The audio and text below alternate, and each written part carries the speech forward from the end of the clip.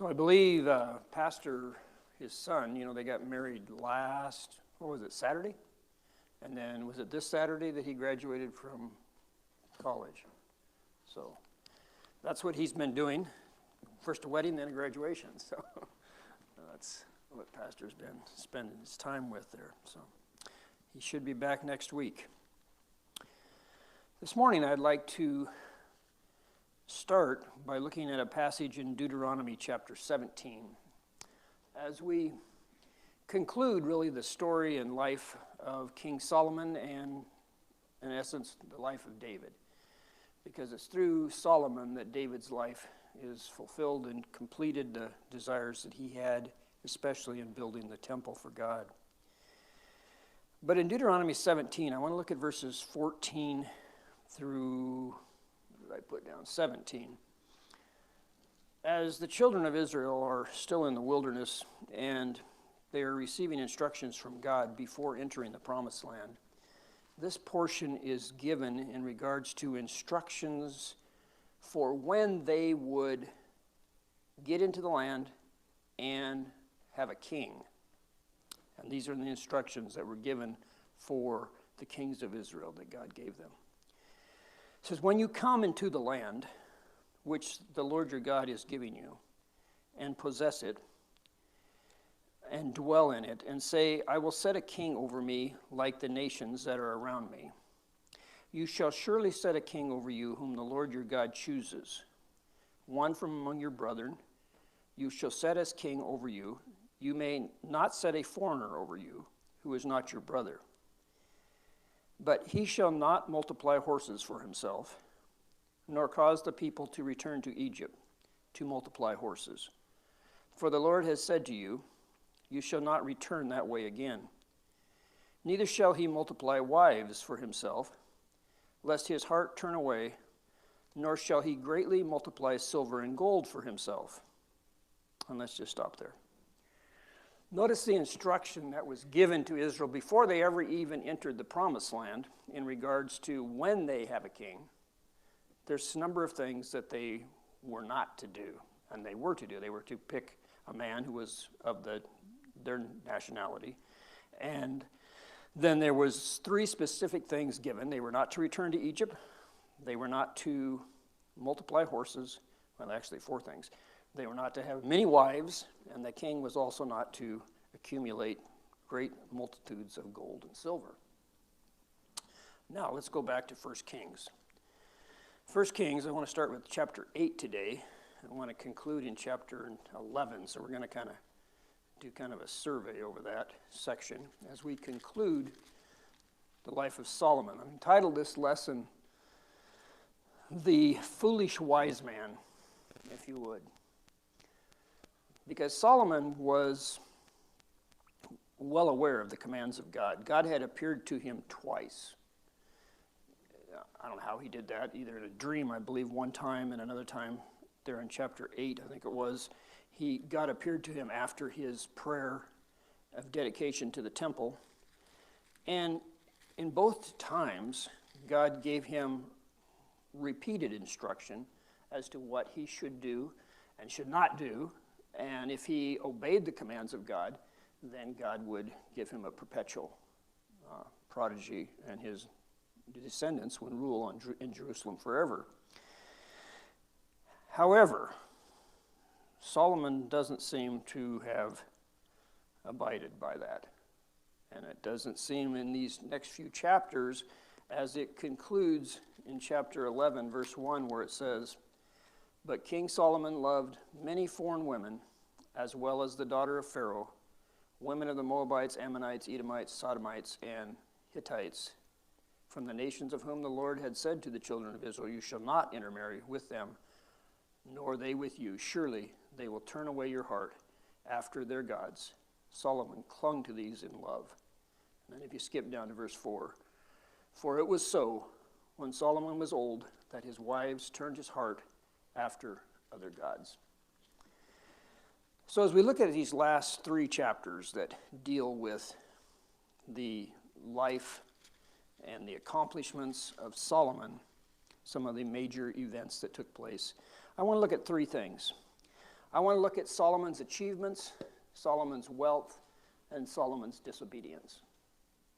First of all, we're given in chapter 9, starting with verse 15, we're given a list of the things that he achieved in his lifetime. Now, Solomon was a busy guy. If you haven't figured out that, you're going to really see that. He was an economist. He was one who figured out different things in regards to import, export, to improve the economic status of his nation. He had all kinds of ideas. He had this wisdom that was given him from God. He was constantly building huge building projects. No, not him personally, but he managed them. He came up with the ideas. He was the one in charge. He added to his military, and on the list goes. He did major events in his life. He was a busy guy, nonstop.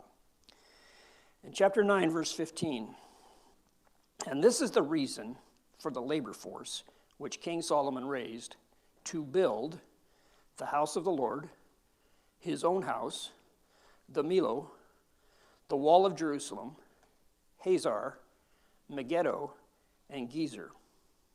Skip down to verse 17. And Solomon built Gezer, Lower Beth Horon, Baalath, Talmor, in the wilderness, in the land of Judah. All the storage cities that Solomon had, cities for his chariots and cities for his cavalry.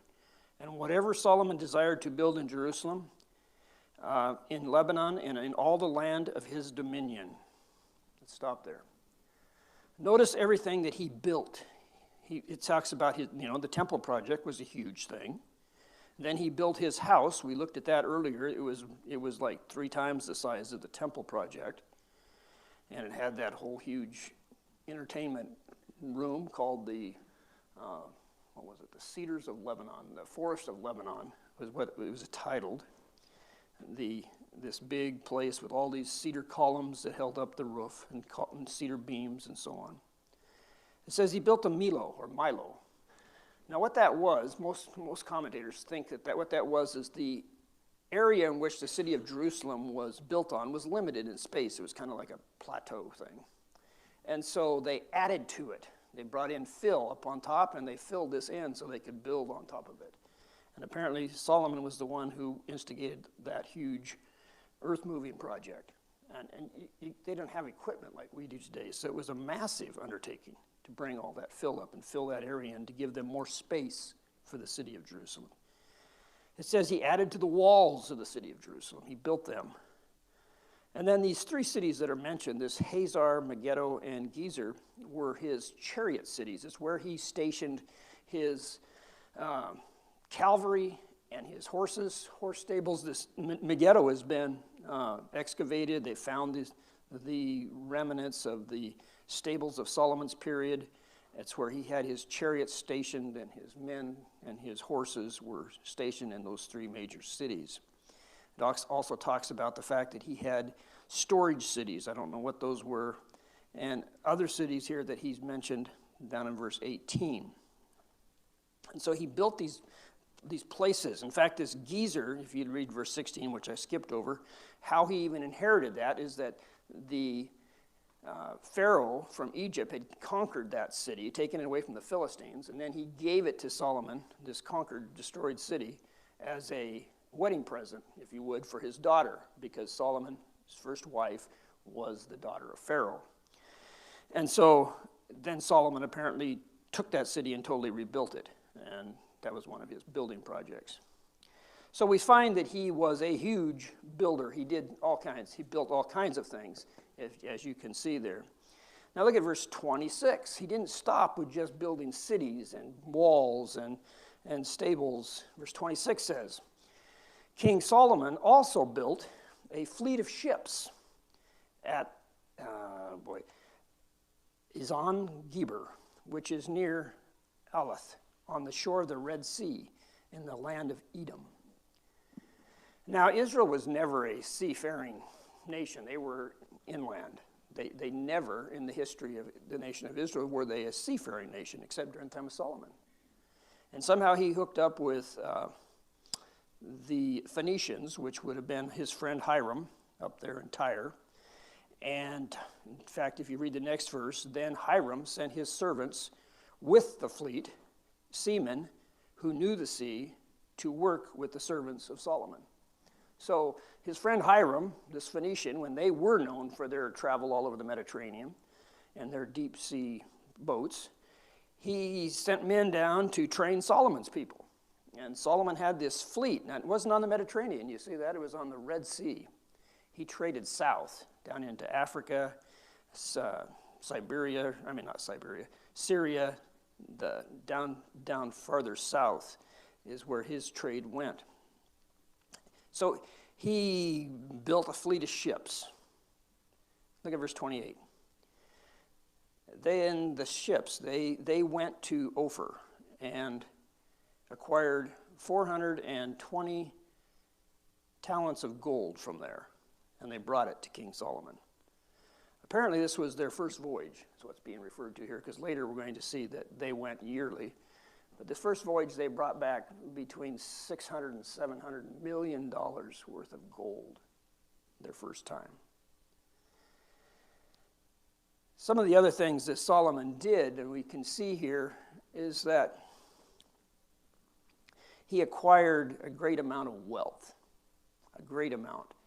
In fact, chapter 9, verse 28 talks about that first trip, that first deal. So you're talking $600 to $700 million in today's calculations of gold. In chapter 10, verse 10, it says, well, we need to read down 1 to 10, because we find here the visit of someone who is quite prominent at the time. It was known as the Queen of Sheba. She came for the main purpose, really, to establish a trade relationship with Solomon. That's why she came. And then you notice what she brought with her was trade goods of the time, what was valuable at the time to trade. And yet she also came with a whole list of questions to ask Solomon, because she'd heard that he's the wisest man that ever lived. And so she had all these questions about life, about plants, about everything she could imagine that she didn't know. And it tells us here in this passage that Solomon answered every one of her questions. Let's read verses 1 through 10. Now when the Queen of Sheba heard of the fame of Solomon concerning the name of the Lord, she came to test him with hard questions. She came to Jerusalem with very great retinue, with camels that bore spices, very much gold, and precious stones. And when she came to Solomon, she stood with him. She spoke with him about all that was in her heart. So Solomon answered all her questions. There was nothing so difficult for the king that he could not explain it to her. And when the Queen of Sheba had seen all the wisdom of Solomon, the house that he had built, the food on his table, the seating of his servants, the service of his waiters, and their apparel, his cupbearers, and his entryway by which he went up to the house of the Lord, there was no more spirit left in her. She was awestruck. Then she said to the king, "It was a true report which I heard in my own land about your words and your wisdom. However, I did not believe the words until I came and saw with my own eyes. And indeed the half was not told me. Your wisdom and prosperity exceeds the fame of which I heard. Happy are your men, and happy are these your servants who stand continually before you and hear your wisdom. Blessed be the Lord your God, who delighted in you, setting you on the throne of Israel, because the Lord has loved Israel forever. Therefore, he made you a king to do justice and righteousness." Then she gave the king 120 talents of gold, spices in great quantity, such abundance of spices as the Queen of Sheba gave to Solomon. And let's stop there. She gave him another 120 talents of gold. That's about 9,000 pounds. That's a lot of weight to be hauling on camels, which tells you that this caravan she brought with her was massive. And in those days, the trade in spices, that was even a deal back in Columbus era, They went to India to get spices. They always went down there to get spices. And that was a huge draw throughout history. And it was especially during this time. And apparently where she was from, which was approximately 1,500 miles away, she traveled, to bring this stuff. And it tells us that verse 13 says, "Now King Solomon gave the queen of Sheba all she desired, whatever she asked, besides what Solomon had given her according to the royal generosity. So she turned and went to her own country, she and her servants." So apparently there was a trade swap here. There was some kind of, whatever she wanted, she got. Solomon gave her everything that she desired, and she gave him all this gold, which is another $200 million if you put that into mathematics. So you see the accumulation of wealth that was coming Solomon's direction. Now look at verse 11. "Also, the ships of Hiram, which brought gold from Ophir, brought great quantities of sandalwood," would be a better translation today, "and precious stones from Ophir. And the king made steps of alma wood for the house of the Lord and for the king's house, also harps and stringed instruments for singers. There never again came such wood, nor was the like seen to this day." Verse 14. "The weight of gold that came to Solomon yearly was 666 talents of gold. Besides that, from the traveling merchants, from the income of traders, from all the kings of Arabia, from the governors of the country, and King Solomon," we'll come back to verse 16. "Every year these ships that he sent south into Africa, most likely, brought back 666 talents of gold, approximately $1 billion a year." So as you see, and then it made that one little note, besides all his merchants and all these trade agreements that he established, besides all the kings around him that paid him just because, kind of like protection money, if you would, they massive amounts of wealth came to Solomon. So much so that in verse 16, King Solomon made 200 large shields of hammered gold. 600 shekels of gold went into each shield. He also made 300 shields of hammered gold. 3 minas of gold went into each shield.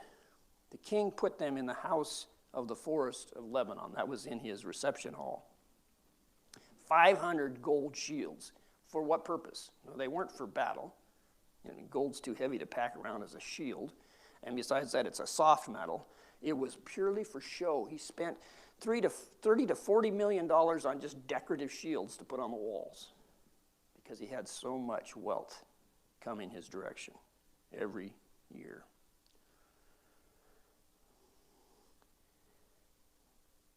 Down in the passage continues there. Verse 18. "Besides that, the king made a great throne of ivory and overlaid it with pure gold. The throne had 6 steps, and the top of the throne was round at the back. There were armrests on either side of the place of the seat, and 2 lions stood beside the armrest." These are statues. 12 lions stood there, one on each side of the 6 steps. Nothing like this had been made for any other kingdom. And then we'll stop. So he made these decorative shields that he hung up. $30 to $40 million worth of just gold hanging on the walls because he had nothing else to spend it on, I guess. He tells us in the next few verses that all of his drinking utensils and plates were all made out of pure gold. And then he makes this elaborate throne for himself, made out of ivory, totally covered in gold. Had 6 steps coming up to it. There was 2 golden statues of lions on each side of the throne, and then there was 2 on each step, end of each step going down. So there's like 8 of these gold statues there. Solomon's wealth exceeded the wealth of maybe anyone, especially for the time. Down in verse 22 it says, "For the king had merchant ships at sea with the fleet of Hiram. Once every 3 years the merchant ships came bringing gold, silver, ivory, apes, and most translations say peacocks. So King Solomon surpassed all the kings of the earth in riches and wisdom. Now all the earth sought the presence of Solomon to hear his wisdom, which God had put in his heart. Each man brought his present, articles of silver, gold, garments, armor, spices, horses, and mules, at a set rate year by year. And Solomon gathered chariots and horsemen. He had 1,400 chariots and 12,000 horsemen, whom he stationed in the chariot cities and with the king at Jerusalem. The king made silver as common in Jerusalem as stones, and he made cedar trees as abundant as the sycamore, which are in the lowland. Also Solomon had horses imported from Egypt and Kiev. The king's merchants brought them in Kiev at current price. Now a chariot that was imported from Egypt cost 600 shekels of silver, and a horse 150. And thus, through their agents, they exported them to all the kings of the Hittites and the kings of Syria. Now, what's he talking about here? He set up a trade agreement with Egypt to import horses and chariots. The chariot cost, this is an expensive car, $192,000 for one chariot, if you figure that out in the silver. And the horses themselves were expensive. They imported them as well from Egypt. And they brought those, and I can't remember what the number was, $48,000 a piece for one of those war horses that were trained to pull the chariots. Solomon kept 1,400 of them for himself. And Jack in chapter 4, it said he kept, 1,200 or 12,000 chariot horses. So you can do the math. I mean, it's just in excess. But now if you think about it, what has Solomon done? You know, I started out by reading Deuteronomy chapter 17, when the instructions were given by God as to what the kings of Israel should not do. Did you notice Solomon has done all of them? He wasn't to go back to Egypt. He got a wife from Egypt. He imported horses from Egypt. He imported chariots from Egypt. He wasn't to have chariots. God says in Joshua, when he gave Joshua instructions, Joshua was to hamstring all of the chariot horses and to destroy the chariots of the Philistines. Because even in the Proverbs or Psalms, it says, some trust in horses, but we trust in the name of the Lord our God. God wanted them to trust in him, not in their military powers and their military and the machinery. And yet he accumulated chariots and he accumulated horses, which God had said you're not to do. And what did he do? He accumulated wealth, which that also is told there in verse 17 of Deuteronomy 17. They were not to accumulate to themselves great wealth, because once again, they're trusting in their wealth rather than in God. And the third thing they were not supposed to do was to intermarry with those who were pagan idolaters from the lands around them. And that's where we come to chapter 11. And it starts out at the very beginning of that chapter, which we read already, but read it again. But King Solomon loved many foreign women, as well as the daughter of Pharaoh, women of the Moabites, the Ammonites, the Edomites, the Sidonians, and the Hittites, from the nations of whom the Lord had said to the children of Israel, you shall not intermarry with them, nor they with you. Surely they will turn away your heart after their gods. Solomon clung to these in love. You know, every time God gave that command to the nation of Israel, and it was given, a dozen times in the Old Testament, Numbers, Deuteronomy, Joshua, it was given that same command, and it was always given with the warning, because if you intermarry with them, they will cause you to worship their gods. In verse 3, and he had 700 wives, princes, and 300 concubines, which is basically a legalized mistress. And his wives turned away his heart, just like God said. For it was so, when Solomon was old, that his wives turned his heart after other gods, and his heart was not loyal to the Lord his God, as was the heart of his father David. Solomon was disloyal to his God. Now, Solomon was a religious man. You realize that. There's several examples of his practice of faith. I mean, even here in, when was it? Is it chapter 9? Yeah, chapter 9, verse 25. Now 3 times a year Solomon offered burnt offerings and peace offerings on the altar which he had built for the Lord, and he burned incense with them on the altar that was before the Lord. So he finished the temple.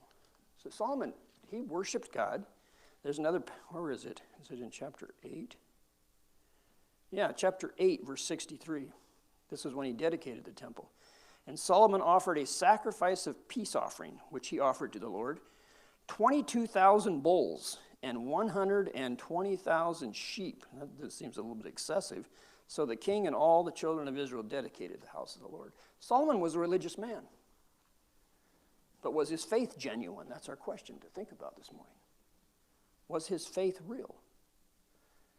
You know, he seemed to follow the Lord. He prayed. But when he got old, his heart was not loyal to the Lord, it says. Verse 5 says, For Solomon went after Ashtaroth, the goddess of the Sidonians, and after Milcom, the abomination of the Ammonites. Now I'm going to stop there. Every time you see several of these, not the first one where I lost my spot, Ashtaroth. Ashtaroth was a little different than Milcom. Milcom was the idolatrous worship where they actually sacrificed babies to their God, their children. It is always referred to as the abomination of the Ammonites. That's interesting. God's description of that worship was an abomination. Now, Ashtaroth was just about as bad. It was an immoral thing that had religious prostitutes, both male and female, that were involved in their worship services. And it's easy to see why the men of Israel would be attracted to that sort of religion. But nonetheless, God called it an abomination. Solomon did evil in the sight of the Lord and did not fully follow the Lord as did his father David. Then Solomon built a high place to Chemosh, the abomination of Moab, on the hill that is east of Jerusalem, and for Molech, the abomination of the people of Ammon. And he did likewise for all his foreign wives, who burned incense and sacrificed to their gods. So the Lord became angry with Solomon, because his heart had turned from the Lord God of Israel, who had appeared to him twice, and had commanded him concerning this thing, that he should not go after other gods, but he did not keep what the Lord had commanded.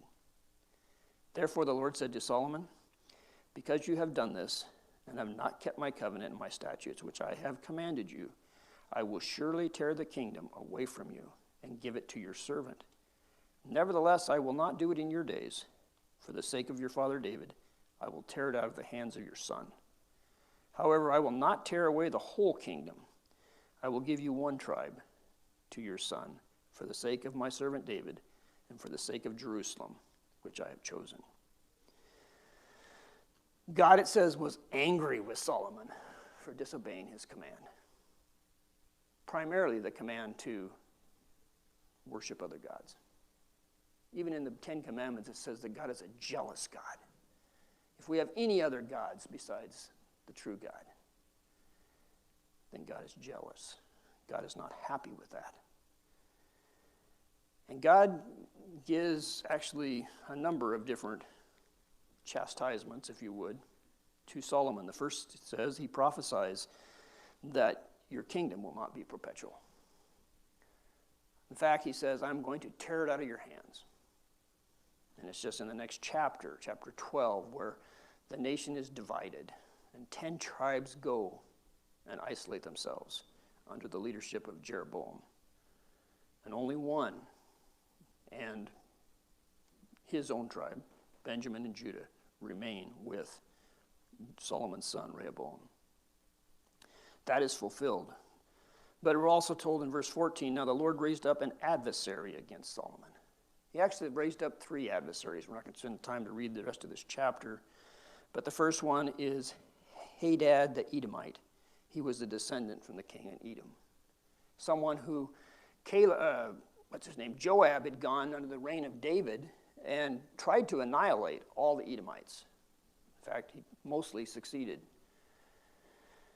But this one remaining son of the king of Edom escaped to Egypt, and he lived there for a time until he heard of the death of David, and then he comes back with some men, and they harass Solomon from that period of time on. And God says this adversary is a result of your disobedience. We're also told that he raised up another, where is his at? It's in that same chapter. I was trying to find the verse. Verse 23 to 25. And God raised up another adversary against him, Rezon, the son of Eliadad, who had fled from his lord. Anyway, he lived in Damascus. And so we have this guy in Damascus who raids down on Solomon's kingdom. And we have another guy down there in the Edomite territory that raids from the south, and they're constantly a pain, and they're constantly a thorn in Solomon's time. And we assume these are late in his kingdom as a result of his disobedience. And then the third chastisement we find is that of the rebellion of Jeroboam, which eventually leads to the dividing of the kingdom. All as a result of Solomon's disobedience. Now, there's a lot of speculation if you read commentaries and articles on Solomon and his life and this time period. Some say, well, he obviously was an unbeliever. And others say, well, no, maybe not. Maybe not. In conclusion this morning, I'd like to look at the book of Ecclesiastes. The book of Ecclesiastes is not a book that I don't think I've ever read straight through until this week. In fact, if you read the book of Ecclesiastes, you will probably be depressed after reading it. It's after Job, Psalms, Proverbs, Ecclesiastes, and I think I'm going to find it.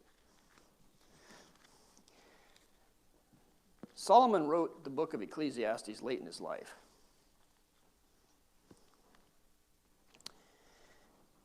And he states for the first 11 chapters the philosophy that most men have in regards to life in general. And I want to read a series of verses, and if you have your Bible, you can follow along. It's only like 3 or 4 pages long. I'm going to start with chapter 1. I want to read verses 2 to 7, and I want to see if you can even pick out some of the common philosophies that are prevalent even today in our society. As Solomon rehearses the philosophy of most men today and in the past. Chapter 1, verses 2 through 7. Vanity of vanities, says the preacher. Vanity of vanity, all is vanity. What profit has a man with all his labor, in which he toils under the sun? One generation passes away, and another generation comes, but the earth abides forever. The sun also arises, and the sun goes down, and hastens to the place where it arose. The wind goes towards the south, and turns around to the north. The wind whirls about continually, and comes again on its circuit. All the rivers run into the sea, yet the sea is not full. To the place from which the rivers come, then they return again.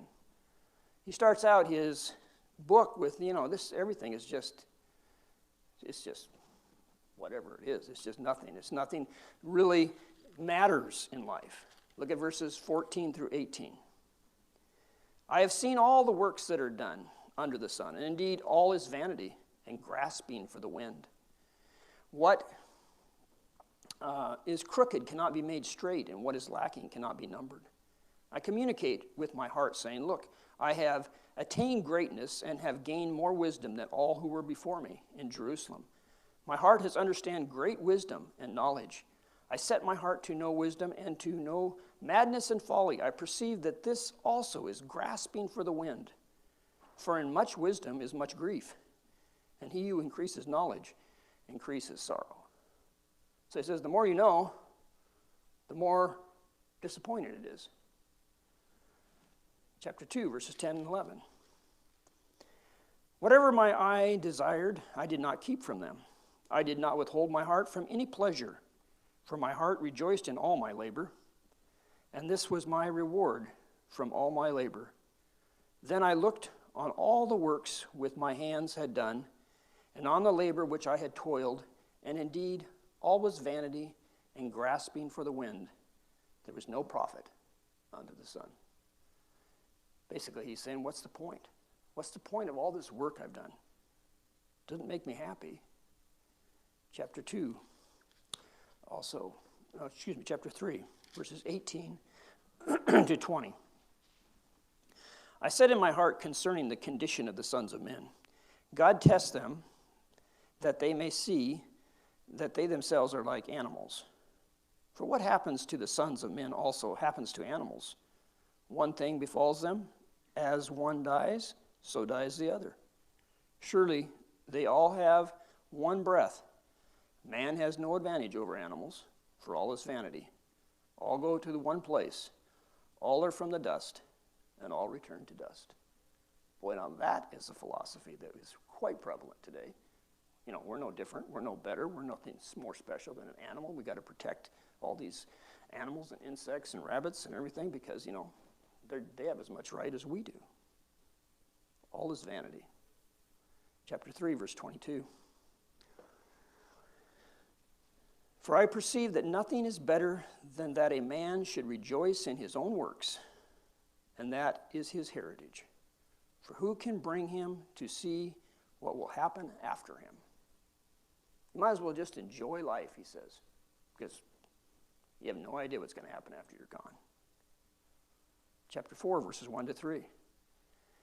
And I turned and considered all the oppression that is done under the sun. And look, the tears of the oppressed, but they have no comforter. On the side of their oppressors there is power, but they have no comforter. Therefore I praise the dead who were already dead, more than the living who are still alive. Yet better than both is he who never existed, who has not seen the evil work that is done under the sun. You know, nothing's important, he says. It's not important. I mean, it says, look, people are oppressed and nothing's done. Sounds like he's a depressed individual. Chapter 4, verse 8 says, there is one alone without compassion. He has neither son nor brother, yet there is no end to all his labors, nor is his eye satisfied with riches. But he never asks, for whom do I toil and deprive myself of good? This also is vanity and a grave misfortune. What's he saying? He's saying, look at all these people. They're just working and working themselves to death. He says, for what point? He says, what point are they doing that? They deprive themselves of any happiness because and he says they never stop to ask the question, why am I doing this? Chapter 5, verses 10 and 11. He who loves silver will not be satisfied with silver, nor he who loves abundance with increase. This also is vanity. When goods increase, they increase who eat them. So they profit. So what profit have the owners except to see them with their eyes? I like that verse because it makes sense to me. The more you have, he says, the more expense you have. Isn't that what he says? When goods increase, they increase who eat them. This is really classic. My business insurance is based on my gross receipts. So the more gross receipts I have, the higher my business insurance. And that's exactly what's being said here. He says, the more you have, the more you pay. So what's the point? Chapter 8, verse 15. And then we'll bring this to a close. So I commended enjoyment because a man has nothing better under the sun than to eat, drink, and be merry.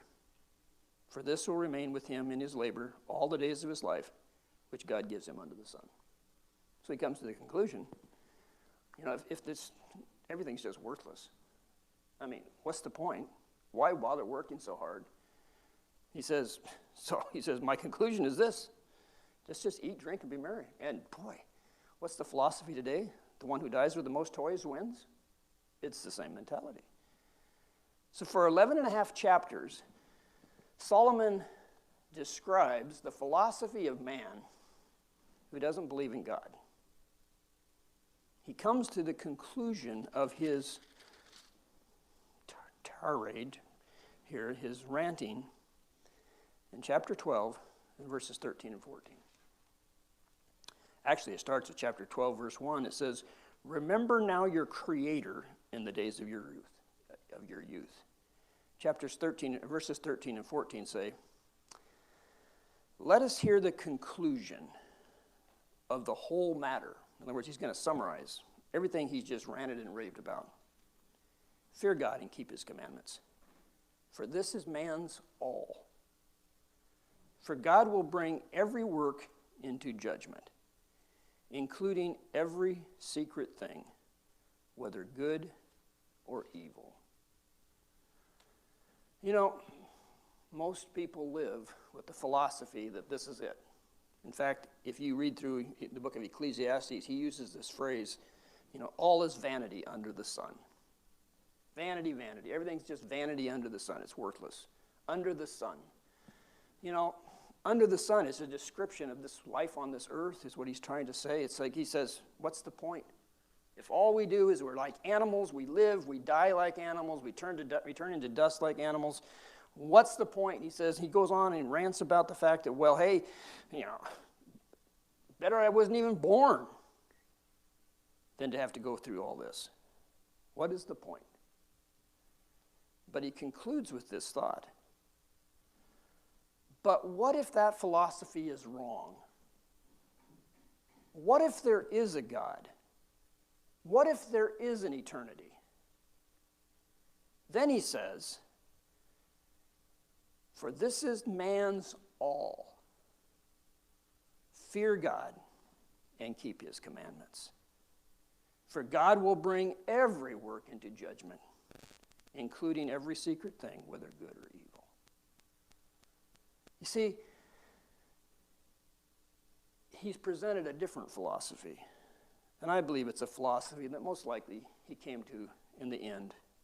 Because, if you read through this, you could fit this book right back into 1 Kings. And everything that Solomon did. He lived life, and he worked himself literally to death with all his building projects, with all his merchant entrepreneur things, everything he did to increase the wealth of his nation. And in the end, what happens? You don't take any of it with you. What was the point of all of that? He lived his life like most men do. But in the end, he came to the conclusion that maybe there is a different philosophy. What if that philosophy is not right, and there is an eternity, and you do have to face your Creator, and he will judge? Then he says, then you better remember your Creator now while there's time. You better keep the commands of God now. And I like his phrase, "For this is man's all." That's it. This is it. This is all that we are to do, is keep the commands of God. And Solomon, in the end of his life, even though his heart turned away from God, even though his heart, it says there, was not loyal, he realized that there was something else, that there was a conclusion to the philosophy that he had lived his life by. In fact, in just way of comparison, Paul says something in 2 Corinthians chapter 4. I want to read this just in conclusion here this morning. 2 Corinthians chapter 4, starting with verse 17. I remember the preacher that used this passage at my grandfather's funeral, and I was always intrigued by that. 2 Corinthians 4, I'm going to get there eventually, starting with verse 17 through chapter 5, verse 2. For our light affliction, which is but for a moment, is working for us a far more exceeding and eternal weight of glory. While we do not look at the things which are seen, but at the things which are not seen, for the things which are seen are temporary, but the things which are not seen are eternal. For we know that if our earthly house, that is this tent, is destroyed, we have a building from God, a house not made with hands, eternal in the heavens. For in this we groan earnestly, desiring to be clothed with our habitation, which is from heaven. You see, Paul compares the two thoughts. He compares exactly what Solomon did. He says, this is a light affliction. Solomon says, it's all vanity, it's so much work, and I'm just depressed. He says, what's the point? I'm going to die, and who's going to take care of my stuff after that? I've accumulated all these things for what purpose? He goes on and on. Paul says, this is just a light affliction. It's just for now. He says, but there's a more exceedingly eternal weight that we need to be considering. So we're not to look at the things that are seen, the things that are now, but we are to think about and consider what is future. And Solomon's conclusion was the same. What if the philosophy of man is wrong? What if there is a God? What if there is an eternity? And if that is the case, then we need to come to the point in our lives where we make a decision to accept God's plan. His plan of salvation. What he did in behalf of my sin. The punishment that needed to be paid for. Jesus Christ paid it. And every one of us needs to come to that point where we accept. We turn to God and say, God, I am a sinner. I owe a debt. I believe. And when we do that, God changes our hearts. He gives us the Holy Spirit. And the wisest man who ever lived ended in failure, really, in his life. And if there was no hope for the wisest man that ever lived, what hope is there for us aside for Jesus Christ? Jesus Christ is our only answer and our only hope for a future. Let's close in prayer. Father, we do thank you for your word this morning. We thank you for the conclusion of Solomon's life as we finish this series. Just direct now in our lives this morning. In Christ's name, amen.